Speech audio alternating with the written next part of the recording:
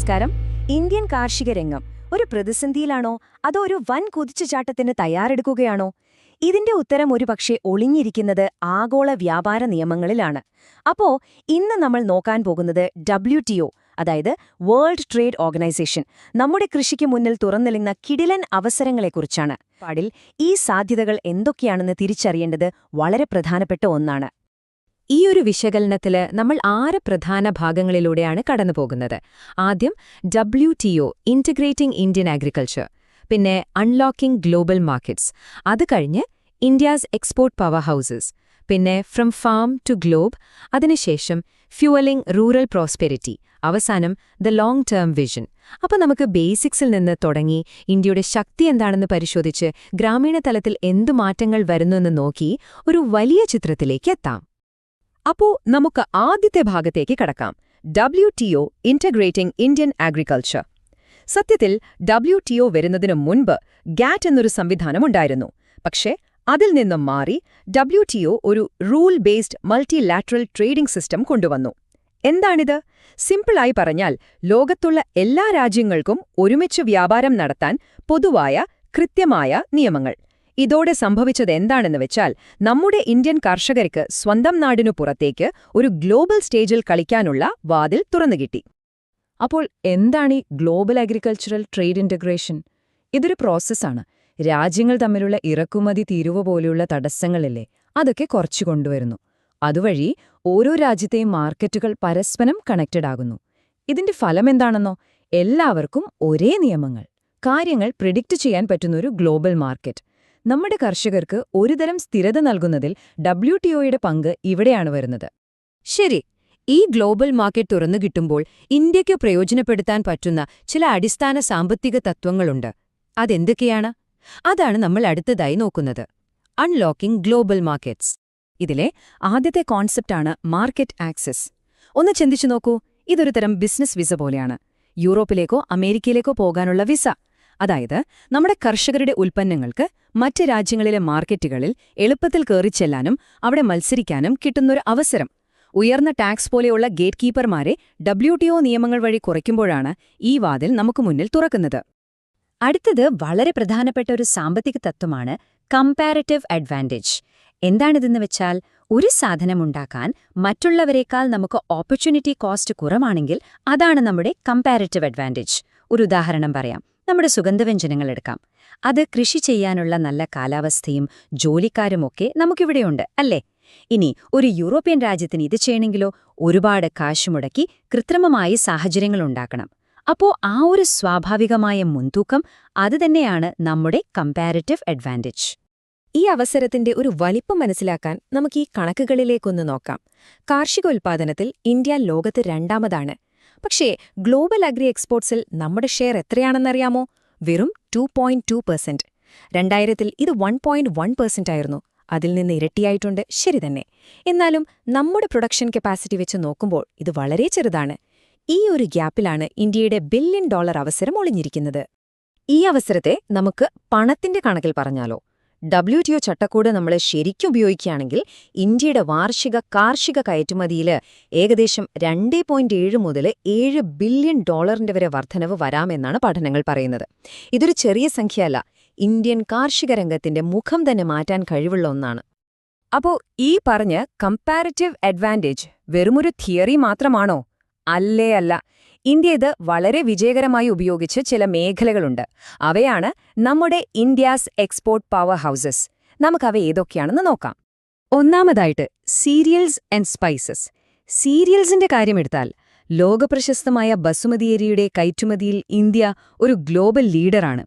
അതുപോലെ സ്പൈസസ്, മഞ്ഞളും കുരുമുളകും ഏലവുമൊക്കെ നമ്മുടെ ഒരു ട്രഡീഷണൽ സ്ട്രെങ്താണ്. അവിടെ നമുക്ക് നല്ലൊരു ആധിപത്യമുണ്ട്. ഇനി മറ്റു ചില പ്രധാന മേഖലകൾ നോക്കിയാലോ? മാരീൻ പ്രോഡക്ട്സ്. നമുക്ക് വലിയൊരു തീരപ്രദേശമുണ്ട്, അതൊരു വലിയ സാധ്യതയാണ്. പിന്നെ കോട്ടൺ. ലോകത്തിലെ ഏറ്റവും വലിയ പരുത്തി ഉൽപ്പാദകർ നമ്മളാണ്. അസംസ്കൃത പരുത്തി മുതൽ റെഡിമെയ്ഡ് വസ്ത്രങ്ങൾ വരെ കയറ്റുമതി ചെയ്യാൻ നമുക്ക് പറ്റും. അതുപോലെ ഹോർട്ടിക്കൾച്ചർ, പഴം പച്ചക്കറി ഉൽപ്പാദനത്തിൽ ലോകത്ത് 2ാമതാണ് നമ്മൾ. ഇതിലൊക്കെ വലിയ കയറ്റുമതി സാധ്യതകളാണ് ഒളിഞ്ഞിരിക്കുന്നത്. കയറ്റുമതി ചെയ്യുന്നത് കൊള്ളാം, പക്ഷേ ഗ്ലോബൽ മാർക്കറ്റിൽ പിടിച്ചു നിൽക്കണമെങ്കിൽ നമ്മുടെ ഉൽപ്പന്നങ്ങൾക്ക് നല്ല ക്വാളിറ്റി വേണ്ടേ? അപ്പോ ഈ ഒരു ആവശ്യം നമ്മുടെ നാട്ടിലെ കൃഷിരീതികളെ എങ്ങനെയാണ് മെച്ചപ്പെടുത്തുന്നത്? അതാണ് നമ്മുടെ അടുത്ത ഭാഗം, from farm to globe. Global മാർക്കറ്റിലേക്കുള്ള ഒരു എൻട്രി ടിക്കറ്റാണ് ക്വാളിറ്റി. അന്താരാഷ്ട്ര തലത്തിലുള്ള sanitary and phytosanitary standards പാലിക്കാൻ നമ്മുടെ ഉൽപ്പാദകർ നിർബന്ധിതരാവുകയാണ്. ഇതിന് 2 ഗുണങ്ങളുണ്ട്. ഒന്ന്, നമ്മുടെ കയറ്റുമതിക്ക് കൂടുതൽ സ്വീകാര്യത കിട്ടുന്നു. 2, നമ്മുടെ രാജ്യത്തെ ആളുകൾക്കും നല്ല സുരക്ഷിതമായ മികച്ച ഉൽപ്പന്നങ്ങൾ ലഭിക്കുന്നു. ക്വാളിറ്റി മാത്രം പോരല്ലോ, ഉൽപ്പാദനക്ഷമതയും വേണ്ടേ? നമ്മൾ ഗ്ലോബൽ മാർക്കറ്റുമായി കണക്റ്റഡ് ആകുമ്പോൾ പുതിയ ടെക്നോളജി, മോഡേൺ ഫാമിംഗ് ടെക്നിക്കുകൾ, നല്ല വിത്തിനങ്ങൾ ഇതൊക്കെ ഇന്ത്യയിലേക്ക് വരും. ഇതിൻ്റെല്ലാം റിസൾട്ട് എന്താണ്? നമ്മുടെ ഫാമുകളിലെ പ്രൊഡക്ടിവിറ്റി കൂടും. അതായത് കുറഞ്ഞ സ്ഥലത്ത് നിന്ന് കൂടുതൽ വിളവ്. ഈ മാറ്റങ്ങളൊക്കെ ആത്യന്തികമായി ആരെയാണ് സഹായിക്കേണ്ടത്? നമ്മുടെ കർഷകരെ തന്നെ. അപ്പോൾ ഈ ഗ്ലോബൽ ട്രേഡ് ഇന്ത്യൻ ഗ്രാമങ്ങളിലേക്ക് എങ്ങനെയാണ് സമ്പത്ത് കൊണ്ടുവരുന്നത്? അതാണ് അടുത്ത വിഷയം, ഫ്യൂലിംഗ് റൂറൽ പ്രോസ്പെരിറ്റി. ഇവിടെ നമ്മൾ മനസ്സിലാക്കേണ്ട ഒരു പ്രധാനപ്പെട്ട വാക്കാണ് വാല്യൂ അഡീഷൻ. അതായത് ഒരു പ്രോഡക്റ്റിന്റെ വില കൂട്ടുക. ഒരു ഉദാഹരണം പറഞ്ഞാൽ, 100 രൂപയുടെ പരുത്തി കയറ്റുമതി ചെയ്യുന്നതിനു പകരം അതിനെ പ്രോസസ് ചെയ്ത് 1000 രൂപയുടെ ഒരു വസ്ത്രമാക്കി മാറ്റി കയറ്റുമതി ചെയ്യുക. ഈ ഒരു പ്രോസസ്സിംഗ്, പാക്കേജിംഗ് ഒക്കെയാണ് ഗ്രാമീണ വരുമാനം കൂട്ടാനുള്ള ഏറ്റവും നല്ല വഴി. ഈ ആഗ്രോ പ്രോസസ്സിംഗ് വാല്യൂ ചെയിൻ ഒന്ന് നോക്കൂ. ഇതൊരു ചെയിൻ പോലെയാണ്. ഫാമിൽ നിന്ന് തുടങ്ങി collection, sorting, processing, packaging, cold storage, transportation, അങ്ങനെ അവസാനം എക്സ്പോർട്ട് മാർക്കറ്റിലെത്തുന്നു. എക്സ്പോർട്ട് ഒരു ലക്ഷ്യമാകുമ്പോൾ ഈ ചെയിനിലെ ഓരോ കണ്ണിക്കും, അതായത് കോൾഡ് സ്റ്റോറേജ്, ലോജിസ്റ്റിക്സ് പോലെയുള്ള മേഖലകളിലും കൂടുതൽ ഇൻവെസ്റ്റ്മെന്റ് വരാൻ തുടങ്ങും. ഇതിന്റെയൊക്കെ ഒരു ഫൈനൽ റിസൾട്ട് എന്താണ്? ഗ്രാമീണ വരുമാനത്തിൽ വരുന്ന വളർച്ച തന്നെ. കയറ്റുമതിയെ ലക്ഷ്യം വെച്ചുള്ള കൃഷി വരുമ്പോൾ പ്രോസസ്സിംഗ് യൂണിറ്റുകളിലും മറ്റു ബന്ധപ്പെട്ട മേഖലകളിലും പുതിയ തൊഴിലവസരങ്ങൾ ഉണ്ടാകുന്നു. കർഷകർക്ക് അവരുടെ ഉൽപ്പന്നങ്ങൾക്ക് നല്ല വില കിട്ടുന്നു. ഇതാണ് ഉയർന്നതും സ്റ്റേബിളുമായ വരുമാനത്തിലേക്ക് അവരെ നയിക്കുന്നത്. ഓക്കെ, ഇതുവരെ നമ്മൾ സംസാരിച്ച കാര്യങ്ങളെല്ലാം ഒന്ന് ഒരുമിച്ച് ചേർത്ത് ഒരു ലോങ് ടേം വിഷനിലേക്ക് നോക്കാം. ഒരു നല്ല UPSC ആൻസറിന് ഇത് അത്യാവശ്യമാണ്. അപ്പോൾ നമ്മുടെ അവസാന ഭാഗം, ദ ലോങ് ടേം വിഷൻ. നോക്കൂ, ഈ ഗ്ലോബൽ ഇന്റഗ്രേഷൻ ഇന്ത്യൻ അഗ്രികൾച്ചറിൽ 3 പ്രധാനപ്പെട്ട ഘടനാപരമായ മാറ്റങ്ങൾ കൊണ്ടുവരും. 1, ക്രോപ്പ് ഡൈവേഴ്സിഫിക്കേഷൻ. ഗ്ലോബൽ മാർക്കറ്റിൽ ഡിമാൻഡുള്ള കൂടുതൽ വില കിട്ടുന്ന വിളകളിലേക്ക് കർഷകർ പതിയെ മാറും. 2, കൊമേഴ്ഷ്യലൈസേഷൻ. കൃഷി എന്നത് വെറുമൊരു ജീവിതമാർഗം എന്നതിൽ നിന്ന് മാറി ലാഭകരമായ ഒരു ഇൻഡസ്ട്രിയായി മാറും. 3, റീസോഴ്സ് എഫിഷ്യൻസി. അതായത് മോർ ക്രോപ്പ് പെർ ഡ്രോപ്പ് എന്ന ആശയം. വെള്ളവും വളവുമൊക്കെ ഏറ്റവും എഫിഷ്യന്റായി ഉപയോഗിച്ച് ഉൽപ്പാദനം കൂട്ടും. ഈ വിഷയത്തിന്റെ ഒരു ഗൗരവം വ്യക്തമാക്കുന്ന പ്രശസ്തമായ ഒരു വാചകമുണ്ട്, രമേശ് സിംഗിന്റെ ഇന്ത്യൻ ഇക്കണോമി എന്ന പുസ്തകത്തിൽ നിന്നാണ്. The WTO has brought probably the last opportunity to make our masses have better income and standard of living via better income coming from agriculture. അതായത് കൃഷിയിൽ നിന്ന് നല്ല വരുമാനമുണ്ടാക്കി ജനങ്ങളുടെ ജീവിത നിലവാരം ഉയർത്താൻ WTO ഒരുപക്ഷെ നമുക്ക് തരുന്ന അവസാനത്തെ അവസരമായിരിക്കാം. ഈ വാക്കുകൾ തന്നെ ഈ വിഷയത്തിന്റെ പ്രാധാന്യം എത്രത്തോളമുണ്ടെന്ന് നമുക്ക് കാണിച്ചു തരുന്നു. അപ്പോ നമ്മുടെ വലിയ ലക്ഷ്യം എന്തായിരിക്കണം? ഒരു transformation from A subsistence level domestically focused agriculture, അതായത് നമ്മുടെ നാട്ടിലെ മാർക്കറ്റിനെ മാത്രം ആശ്രയിച്ച് ജീവിക്കുന്ന ഒരു കാർഷിക രീതിയിൽ നിന്ന് to a globally competitive, diversified and commercially robust agricultural powerhouse, അതായത് ആഗോളതലത്തിൽ മത്സരിക്കാൻ കേൾപ്പുള്ള, വൈവിധ്യമാർന്ന, വാണിജ്യപരമായി കരുത്തുള്ള ഒരു കാർഷിക ശക്തിയായി ഇന്ത്യയെ മാറ്റുക. ഈ വിശകലനം നമ്മൾ അവസാനിപ്പിക്കുന്നത് ഒരു പ്രധാനപ്പെട്ട ചോദ്യം ചോദിച്ചുകൊണ്ടാണ്. ഈ ഗ്ലോബൽ അവസരങ്ങൾ പൂർണ്ണമായി മുതലെടുക്കാൻ ഇന്ത്യ അതിന്റെ ആഭ്യന്തര കാർഷിക നയങ്ങളെ എങ്ങനെയാണ് തന്ത്രപരമായി മാറ്റേണ്ടത്? നമ്മുടെ കർഷകരുടെ യഥാർത്ഥ കഴിവുകൾ പുറത്തെടുക്കാനുള്ള താക്കോൽ ഒരുപക്ഷെ ഈ ചോദ്യത്തിനുള്ള ഉത്തരത്തിലായിരിക്കും. വേൾഡ് ട്രേഡ് ഓർഗനൈസേഷൻ വന്നപ്പോൾ ഒരുപാട് പ്രതീക്ഷകളുണ്ടായിരുന്നു.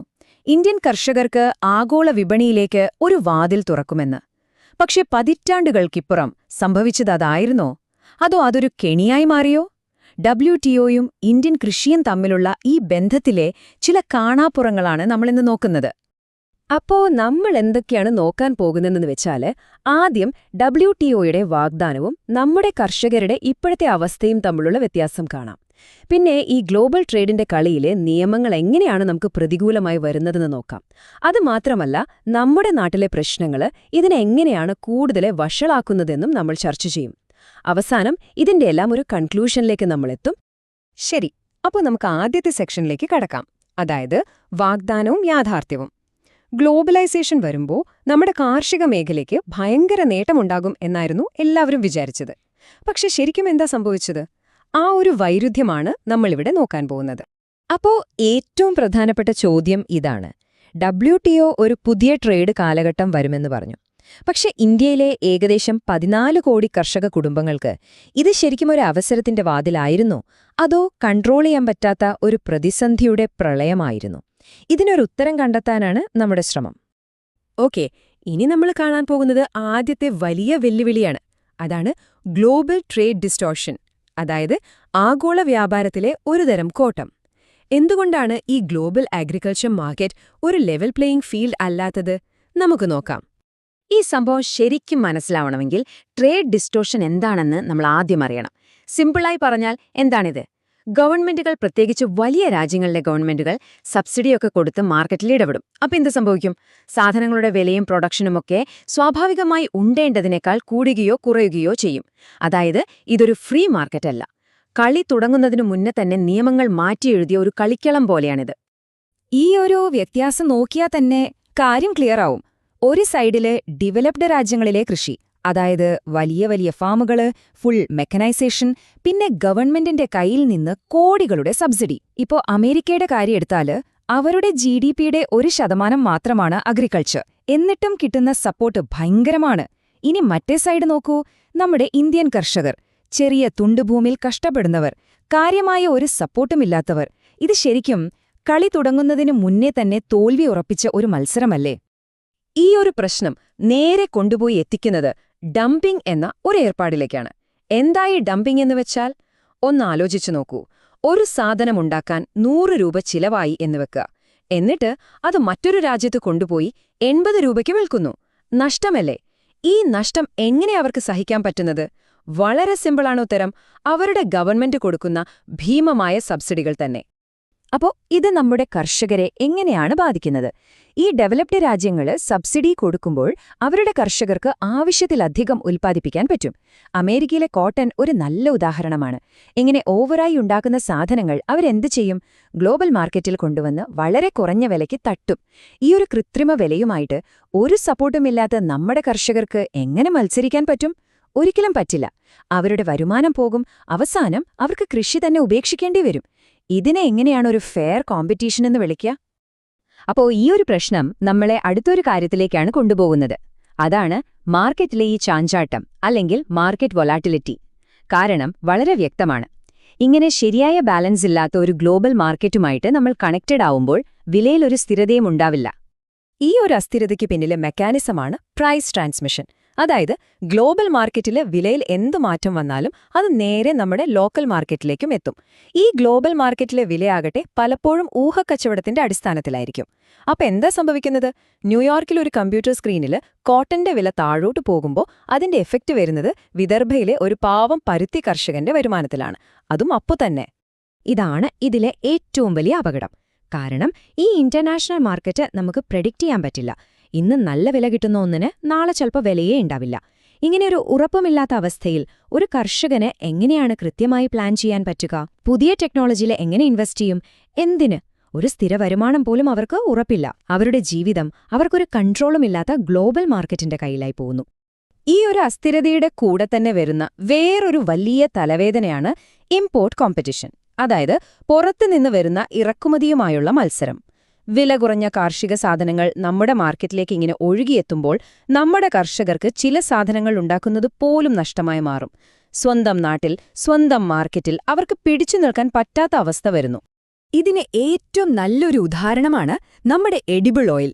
നമ്മൾ ഉപയോഗിക്കുന്ന എണ്ണയുടെ ഭൂരിഭാഗവും ഇറക്കുമതി ചെയ്യുന്നതാണ്. നിങ്ങൾ നോക്കൂ, മാർക്കറ്റിൽ വില കുറഞ്ഞ പാം ഓയിലും സോയാബീൻ ഓയിലും ഒക്കെ നിറയുമ്പോൾ നമ്മുടെ നാട്ടിലെ കടുകും നിലക്കടലയുമൊക്കെ കൃഷി ചെയ്യുന്ന കർഷകർക്ക് എന്തു ചെയ്യാൻ പറ്റും? അവർക്ക് പിടിച്ചു നിൽക്കാൻ പറ്റില്ല. ഇത് നമ്മുടെ കർഷകരെ മാത്രമല്ല ബാധിക്കുന്നത്, നമ്മുടെ രാജ്യത്തിന്റെ ഫുഡ് സെക്യൂരിറ്റിയെ കൂടിയാണ് ഇത് അപകടത്തിലാക്കുന്നത്. അപ്പോ ഇത്രയും നേരം നമ്മൾ സംസാരിച്ചത് പുറത്തുനിന്നുള്ള പ്രശ്നങ്ങളെക്കുറിച്ചാണ്. പക്ഷേ ഈ പ്രശ്നങ്ങളൊക്കെ വന്നു വീഴുന്നത് ഓൾറെഡി ഒരുപാട് ദൗർബല്യങ്ങളുള്ള ഒരു സിസ്റ്റത്തിലേക്കാണ്. അപ്പോ ഇനി നമുക്ക് ഇന്ത്യയുടെ ഉള്ളിലെ പ്രശ്നങ്ങൾ, നമ്മുടെ ഇന്റേണൽ സ്ട്രക്ചറൽ ഹേർഡിൽസ് എന്തൊക്കെയാണെന്ന് നോക്കാം. ഈ പ്രശ്നത്തിന്റെ വ്യാപ്തി മനസ്സിലാക്കാൻ ഈ ഒരൊറ്റ കണക്ക് മതിയാകും. 80%. ഇന്ത്യയിലെ കർഷകരിൽ 80%വും ചെറുകിട കർഷകരാണ്. അതായത് വളരെ കുറച്ചു ഭൂമി, വിൽക്കാൻ അധികമൊന്നും മിച്ചമില്ലാത്ത ഉൽപ്പാദനം, കയ്യിൽ പണമില്ലാത്ത അവസ്ഥ. ഇങ്ങനെയൊരു സൈന്യത്തെയാണ് നമ്മൾ ഈ വലിയ ഗ്ലോബൽ മാർക്കറ്റിൽ മത്സരിക്കാനായിട്ട് അയക്കുന്നത്. നമ്മുടെ ഉള്ളിലെ ഈ പ്രശ്നങ്ങൾ പുറത്തുനിന്നുള്ള ആഘാതങ്ങളെ ശരിക്കും ഒരു കൊടുങ്കാറ്റാക്കി മാറ്റുകയാണ്. നോക്കൂ, ഒന്നാമത്തേത് ലോ പ്രൊഡക്ടിവിറ്റി. മറ്റ് രാജ്യങ്ങളെ അപേക്ഷിച്ച് നമ്മുടെ ഒരേക്കറിൽ നിന്നുള്ള വിളവ് വളരെ കുറവാണ്. പിന്നെ സ്മാൾ ഹോൾഡിംഗ്സ്, ഭൂമിയൊക്കെ ചെറിയ തുണ്ടുകളായതുകൊണ്ട് വലിയ മെഷീനുകളൊന്നും ഉപയോഗിക്കാൻ പറ്റില്ല. അതിന്റെ കൂടെ വീക്ക് ഇൻഫ്രാസ്ട്രക്ചർ, ഉണ്ടാക്കിയ സാധനങ്ങൾ കേടുകൂടാതെ സൂക്ഷിക്കാൻ സ്റ്റോറേജ് ഇല്ല, മാർക്കറ്റിലെത്തിക്കാൻ നല്ല സംവിധാനങ്ങളില്ല. പോരാത്തതിന് ഹൈ കംപ്ലയൻസ് കോസ്റ്റ്സ്. വിദേശത്തേക്ക് കയറ്റി അയക്കണമെങ്കിൽ ഒരുപാട് ക്വാളിറ്റി സ്റ്റാൻഡേർഡ്സ് പാലിക്കണം. അതിനൊക്കെ ഒരുപാട് പണം ചെലവാകൂ. ഇതെല്ലാം കൂടി ചേരുമ്പോൾ നമ്മുടെ കർഷകൻ ഒരു വിഷമവൃത്തത്തിൽ പെട്ടുപോകുകയാണ്. ശരി, അപ്പോ ഇതെല്ലാം കൂടി നമ്മളെ ഈ വിശകലനത്തിന്റെ അവസാന ഭാഗത്തേക്ക് എത്തിക്കുകയാണ്. ഈ പുറത്തു നിന്നുള്ള പ്രഷറും നമ്മുടെ ഉള്ളിലെ വീക്ക്നെസ്സും കൂടിച്ചേരുമ്പോൾ യഥാർത്ഥത്തിൽ എന്താണ് സംഭവിക്കുന്നത് നമുക്ക് നോക്കാം. രമേശ് സിംഗിന്റെ ഇന്ത്യൻ ഇക്കോണമി എന്ന പുസ്തകത്തിലെ ഈ ഒരു ഭാഗം ശരിക്കും ഒരു മുന്നറിയിപ്പാണ്. ഇതിൽ പറയുന്നത് നമ്മൾ വേണ്ട തയ്യാറെടുപ്പുകൾ നടത്തിയില്ലെങ്കിൽ ഇന്ത്യ അഗ്രികൾച്ചറൽ പ്രോഡക്ട്സിന്റെ ഏറ്റവും വലിയ ഇറക്കുമതിക്കാരായി മാറുമെന്നാണ്. വില കുറഞ്ഞ സാധനങ്ങൾ ഇങ്ങോട്ട് ഇറക്കുമതി ചെയ്താൽ അത് നമ്മുടെ കാർഷിക മേഖലയുടെ അടിത്തറ തന്നെ തകർക്കും. അതിന്റെ പ്രത്യാഘാതങ്ങൾ നമുക്ക് ചിന്തിക്കാൻ പോലും പറ്റില്ല. അപ്പോ നമ്മൾ മനസ്സിലാക്കേണ്ട ഏറ്റവും പ്രധാനപ്പെട്ട കാര്യം ഇതാണ്. ഇതൊന്നും ഓരോരോ പ്രശ്നങ്ങളല്ല, മറിച്ച് ഒന്ന് മറ്റൊന്നിന് കാരണമാകുന്ന ഒരു സൈക്കിളാണ്. എവിടെയാ ഇത് തുടങ്ങുന്നത്? ഡെവലപ്ഡ് രാജ്യങ്ങൾ കൊടുക്കുന്ന സബ്സിഡി ഉണ്ടാക്കുന്ന ഗ്ലോബൽ ഡിസ്റ്റോഷനിൽ. അത് നമ്മുടെ കർഷകരെ മാർക്കറ്റ് എക്സ്പോഷറിലേക്ക് തള്ളിവിടുന്നു. അതായത് വിലയിലെ അസ്ഥിരതയും ഇറക്കുമതിയും. ഈ ഷോക്ക് താങ്ങാൻ നമ്മുടെ ഇന്റേണൽ വീക്ക്നെസ്സസ് കാരണം നമുക്ക് പറ്റുന്നില്ല. ഇതിന്റെ എല്ലാം അവസാന ഫലം എന്താണ്? ലക്ഷക്കണക്കിന് കർഷകർക്ക് സ്ഥിരതയില്ലാത്ത വരുമാനം, ഇൻകം ഇൻസ്റ്റബിലിറ്റി, പിന്നെ ദാരിദ്ര്യവും. ഇതാണ് ഈ മുഴുവൻ ചർച്ചയുടെയും കാതൽ. പ്രത്യേകിച്ച് UPSCക്ക് തയ്യാറെടുക്കുന്നവർ ഓർക്കേണ്ട പോയിന്റ്. യഥാർത്ഥ വെല്ലുവിളിയെന്നത് നമ്മുടെ ചെറുകിട കർഷകന്റെ ഘടനാപരമായ ദൗർബല്യം തന്നെയാണ്. അവർ മത്സരിക്കാൻ നിർബന്ധിതരാവുന്നത് ഫ്രീയും ഫെയറുമല്ലാത്ത ഒരു ഗ്ലോബൽ മാർക്കറ്റിലാണ്. നമ്മുടെ രാജ്യത്തെ യാഥാർത്ഥ്യവും ഗ്ലോബൽ ട്രേഡിന്റെ നിയമങ്ങളും തമ്മിൽ ഒരു തരത്തിലും ചേരാത്ത ഒരവസ്ഥ. അതാണ് പ്രശ്നം. അവസാനമായി ഈ ചർച്ച നമ്മളെ ഒരു വലിയ ചോദ്യത്തിന് മുന്നിലാണ് എത്തിക്കുന്നത്. ഈ ഗ്ലോബലൈസ്ഡ് ലോകത്ത് പൂർണ്ണമായി ഒറ്റപ്പെട്ട് നിൽക്കാതെ ഒരു രാജ്യത്തിന് എങ്ങനെയാണ് തങ്ങളുടെ ഏറ്റവും ദുർബലരായ കർഷകരെ സംരക്ഷിക്കാൻ കഴിയുക? വളർച്ച വേണം, പക്ഷേ സംരക്ഷണവും വേണം. ഈ ഒരു ബാലൻസ് കണ്ടെത്തുക എന്നതാണ് ഇന്ന് ഇന്ത്യ നേരിടുന്ന ഏറ്റവും വലിയ പോളിസി ചാലഞ്ച്. നമസ്കാരം. വേൾഡ് ട്രേഡ് ഓർഗനൈസേഷൻ, അതായത് WTOയെക്കുറിച്ചും അവിടുത്തെ കാർഷിക സബ്സിഡികളെക്കുറിച്ചും സംസാരിക്കുമ്പോൾ നമ്മൾ എപ്പോഴും കേൾക്കുന്ന കുറച്ച് കൺഫ്യൂസിംഗ് ആയൊരു വാക്കാണ് ആഗ്രിഗേറ്റ് മെഷർമെന്റ് ഓഫ് സപ്പോർട്ട്, അഥവാ AMS. ഇന്ത്യയെ സംബന്ധിച്ചിടത്തോളം ഇത് വളരെ നിർണായകമായ ഒരു വിഷയമാണ്. അപ്പോൾ എന്താണ് ഈ AMS എന്ന് നമുക്ക് വളരെ ലളിതമായി ഒന്ന് മനസ്സിലാക്കാൻ ശ്രമിക്കാം. ഓക്കെ, അപ്പോൾ ഇന്ന് നമ്മൾ എന്തൊക്കെയാണ് നോക്കാൻ പോകുന്നതെന്ന് വെച്ചാൽ, ആദ്യം ആഗോള കാർഷിക രംഗത്തെ തർക്കങ്ങളെക്കുറിച്ചൊരു ചെറിയ ആമുഖം, പിന്നെ WTO ഉപയോഗിക്കുന്ന ഡൊമസ്റ്റിക് സപ്പോർട്ട് എന്ന വാക്കിന്റെ അർത്ഥമെന്താണെന്ന് നോക്കാം. അതിനുശേഷം നമ്മൾ AMSലേക്ക് കടക്കും, അതെങ്ങനെയാണ് കണക്കാക്കുന്നതെന്നും പഠിക്കും. അതുകഴിഞ്ഞ് ഡി മിനിമിസ് എന്ന നിയമത്തെക്കുറിച്ചും അവസാനം ഈ വിഷയത്തിൽ ഇന്ത്യ നേരിടുന്ന വെല്ലുവിളികളെക്കുറിച്ചും നമ്മൾ സംസാരിക്കും. ശരി, നമുക്ക് ആദ്യത്തെ ഭാഗത്തേക്ക് കടക്കാം. എന്തുകൊണ്ടാണ് ഈ കാർഷിക സബ്സിഡികൾ എപ്പോഴും WTOയിൽ ഇത്ര വലിയൊരു ചർച്ചാവിഷയമായി മാറുന്നത്? അതിന്റെ പ്രധാന കാരണം എന്താണെന്ന് നോക്കാം. ഇവിടെ ഒരു വലിയ ചോദ്യമുണ്ട്. ആഗോള കാർഷിക വ്യാപാര രംഗം ശരിക്കും എല്ലാവർക്കും ഒരേപോലെയുള്ള അവസരങ്ങളാണോ നൽകുന്നത്? ഈ ഒരൊറ്റ ചോദ്യമാണ് വികസിത രാജ്യങ്ങളും ഇന്ത്യയെപ്പോലുള്ള വികസ്വര രാജ്യങ്ങളും തമ്മിലുള്ള തർക്കങ്ങളുടെയെല്ലാം അടിസ്ഥാനം. ഈയൊരു ഉദ്ധരണി നോക്കൂ. ഇത് വികസ്വര രാജ്യങ്ങളുടെ ആശങ്ക മുഴുവൻ ഇതിലുണ്ട്. അവർ പറയുന്നത് ഇതാണ്: ഞങ്ങൾ WTO നിയമങ്ങൾ അനുസരിച്ച് ഞങ്ങളുടെ വ്യാപാര തടസ്സങ്ങൾ കുറച്ചു, പക്ഷേ നിങ്ങൾ ആ നിയമങ്ങൾ അവഗണിക്കുകയാണ്. ഞങ്ങളുടെ കർഷകരെ സഹായിക്കരുതെന്ന് നിങ്ങൾ ഞങ്ങളോട് പറയുന്നു, പക്ഷെ നിങ്ങൾ അത് ചെയ്തുകൊണ്ടേയിരിക്കുന്നു. ഇതാണോ ശരിക്കുമുള്ള സ്വതന്ത്ര വ്യാപാരം? ഈ ഒരു ചോദ്യം ആഗോള കാർഷിക നയങ്ങളിലെ ഇരട്ടത്താപ്പ് കൃത്യമായി കാണിച്ചു തരുന്നു. ശരി, ഇനി നമുക്ക് കുറച്ച് ടെക്നിക്കൽ കാര്യങ്ങളിലേക്ക് വരാം. AMS എന്താണെന്ന് മനസ്സിലാക്കുന്നതിന് മുൻപ് WTO ഉപയോഗിക്കുന്ന ഒരു പ്രധാന വാക്ക് നമ്മൾ അറിഞ്ഞിരിക്കണം: ഡൊമസ്റ്റിക് സപ്പോർട്ട്. WTOയുടെ കണ്ണിൽ എന്താണ് ഈ കാർഷിക സബ്സിഡി? വളരെ സിമ്പിളാണ്. ഒരു സർക്കാർ അവരുടെ കാർഷിക മേഖലയ്ക്ക് നൽകുന്ന ഏതൊരു സാമ്പത്തിക സഹായവും സബ്സിഡിയാണ്.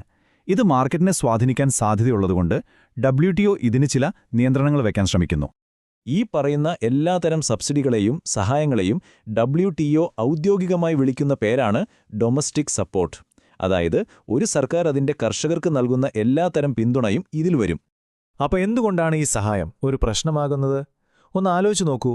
സർക്കാർ സബ്സിഡി നൽകി ഉൽപ്പാദന ചെലവ് കുറയ്ക്കുമ്പോഴോ അല്ലെങ്കിൽ ഒരു നിശ്ചിത വില ഉറപ്പു നൽകുമ്പോഴോ ആ രാജ്യത്തെ കർഷകർക്ക് ലോകവിപണിയിൽ ഒരു അന്യായമായ മുൻതൂക്കം ലഭിക്കും. ഇതിനെയാണ് WTO ട്രേഡ് ഡിസ്റ്റോർട്ടിംഗ് സപ്പോർട്ട് എന്ന് പറയുന്നത്. അതായത് വ്യാപാരത്തെ അസന്തുലിതമാക്കുന്ന സഹായം. ഇനി നമ്മൾ ഈ വിഷയത്തിന്റെ ഹൃദയഭാഗത്തേക്ക് കടക്കുകയാണ്. ഈ പറയുന്ന വ്യാപാരത്തിലെ അസന്തുലിതാവസ്ഥ WTO എങ്ങനെയാണ് അളക്കുന്നത്? അതിനൊരു പ്രത്യേക അളവുകോലുണ്ട്. അതാണ് അഗ്രിഗേറ്റ് മെഷർമെന്റ് ഓഫ് സപ്പോർട്ട് അഥവാ AMS. ഒറ്റവാക്കിൽ പറഞ്ഞാൽ ഒരു രാജ്യം ഒരു വർഷം നൽകുന്ന വ്യാപാരത്തെ ബാധിക്കുന്ന എല്ലാ ഡൊമസ്റ്റിക് സപ്പോർട്ടിന്റെയും ആകെ തുകയാണ് ഈ AMS.